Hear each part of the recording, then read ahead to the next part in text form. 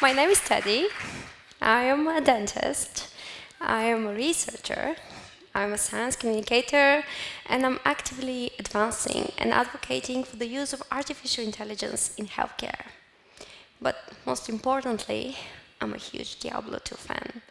Now, for the Gen Zs among you, Diablo 2 is a game we used to play. We were grinding at it day and night, just as the internet was starting to become huge. And well, I still play it. But I left my game and I traveled from Belgium to Bulgaria by car just to be here. And to put things in perspective, this journey spans over 2,000 kilometers, and that's a 24-hour drive straight through the heart of Europe. So naturally, I decided to pull a Need for Speed move, and I completed it in less than 2 days. Yes, I could have taken a flight. Yes, I could have slept a lot more, and I could have drank a lot less coffee. But I felt in the need of a challenge. When it comes to challenges, giving a TED Talk is challenging enough, you can trust me on this. But I chose to add the complexity of this road trip, as well as the production of the amazing video you just saw, under a really, really tight schedule. We actually finished it last night. And then I also decided to base my entire TED Talk on this experience. Weird, right? Well, not entirely. You see, I did this for you, but I also did this for me. For me, this is my way of being me, and most importantly, this is my way of reminding myself of who I am and what I want to do. And this is also how I wanted to transmit my message to you guys. Now, this level of overkill is not really out of the ordinary for me. People sometimes tell me it seems like I like playing live on expert difficulty, but I disagree. I see things a bit differently. I see this as a habit, the habit of writing and completing my own side quests. And I do believe that this is the core habit that has helped me level up for life. This is the habit that pushed me from my years as a dental student, a PhD student, an assisting professor, a chief assisting professor, all while being a working dentist. This is the habit that helped me transition from academia to the dental AI industry. And this is the habit that propelled me to establish my own company in dental AI education.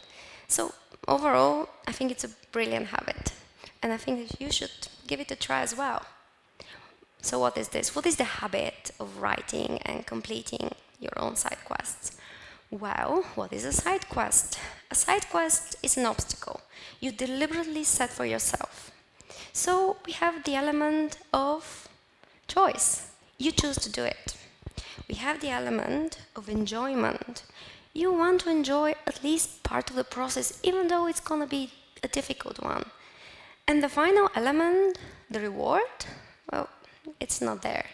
You see, the final element is that there is no immediate reward for you. There is no apparent benefit. There's nothing material that you're going to gain. Does this sound familiar to you? Do you think that maybe we already have a concept for this in real life, for an enjoyable activity that is self-chosen but has no purpose? I thought so. And these days, whenever I'm stumped for words and ideas, I turn to my best friend and ally, whom I converse with on a daily basis, and that's ChatGPT. So I asked ChatGPT, hey ChatGPT, what do we call a fun activity with no specific purpose? And there's your answer. It's play. Now, play has been traditionally reviewed as a realm reserved for children. Indeed, through play, children explore the world around them and they acquire new skills. But what happens when we grow up? Do we still play in the same way we did when we were kids? Oh, not entirely. We kind of focus on other responsibilities, like our studies, like usual, or our jobs and our families. We get an apartment, we get a car, we get a puppy, we get a few mortgages along the way, and this is absolutely fine. But where's play? We tend to swap out play for scrolling on social media, or for Netflixing, or other structured hobbies and passive entertainment, and that's not really play. We exchange play for experience, which unfortunately comes with prejudice. And we trade play for prudence, which can be an euphemism for fear. And don't get me wrong, experience and prudence and Netflix and even TikTok to an extent, they do have the rightful place in our world, but this world keeps changing. And we need to also keep exploring it. Consider how much it has changed ever since ChatGPT and all the other large language models made it here. Like writing homework will never be the same to the collective horror of school teachers and professors. So how do we navigate this world? How do we go about it? Because experience and prudence, they'll get us up to somewhere, but not along the whole path. So how can we acquire the new skills we need, those that will allow us to adapt to the new technologies and innovations with the same ease as kids adapt to change? And I have an idea for you. How about we explore the world around us through the power of play? Yes, sounds good? Well, not really.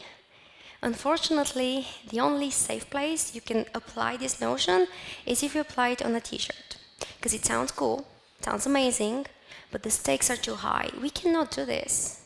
However, I do believe that if we know what play truly is, then we can still use it to our advantage and we can use it to progress through life. But what is it? What is play really?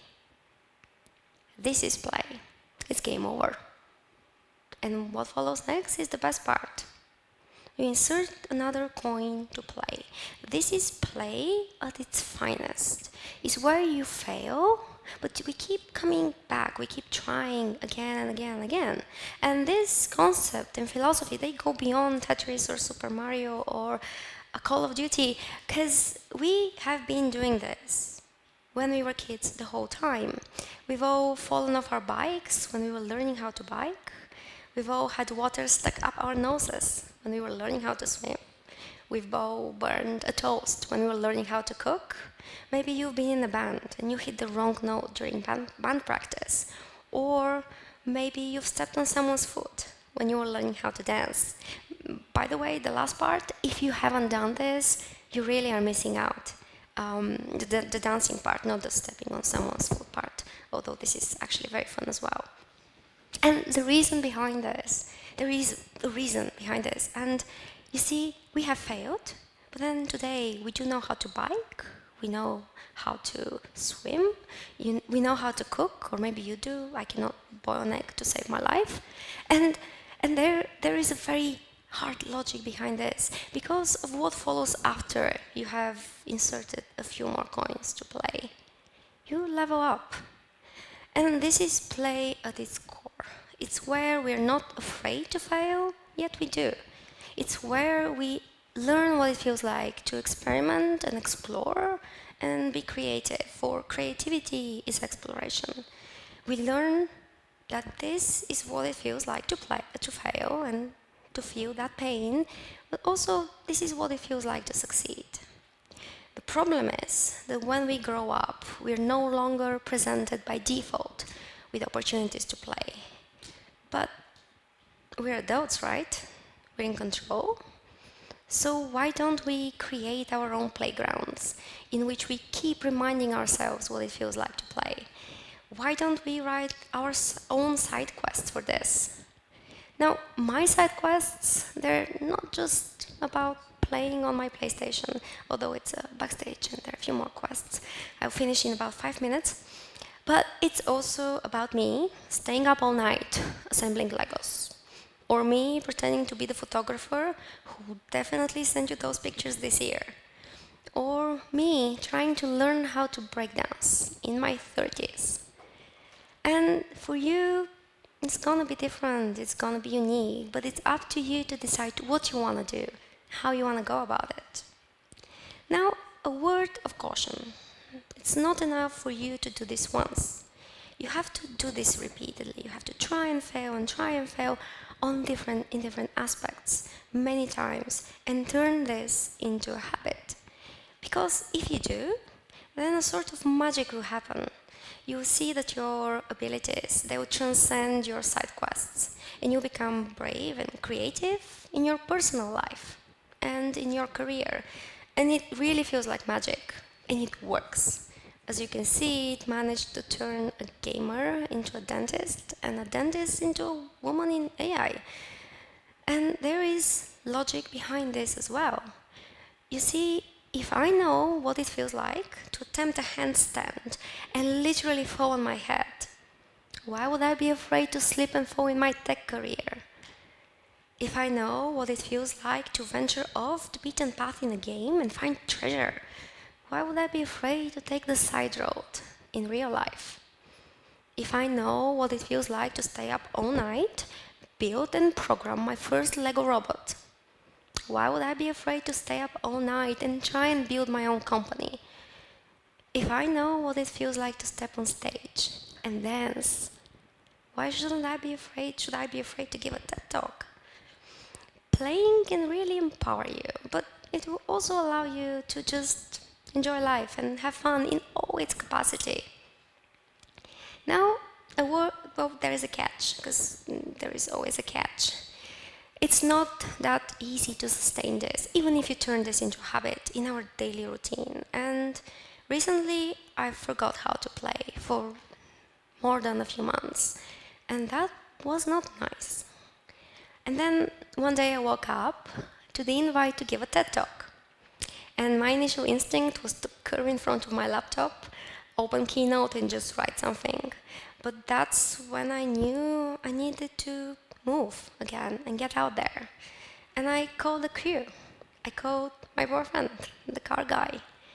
I called my friend Alex, a world-class videographer, as you just saw. His small, enthusiastic crew.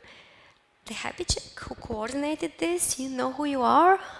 And the whole TED crew, who for some reason accommodated all our enthusiasm. We traveled across Europe, 2,000 kilometers. We created the video, we crafted this talk, and we were playing. And yeah, it was exhausting, it was risky, it was highly experimental, it still is. And none of us is gonna get a promotion or higher salary or anything, but it was fun. And I reminded myself what it feels like to play. And I think we all did. So give this a try. Write your own side quests.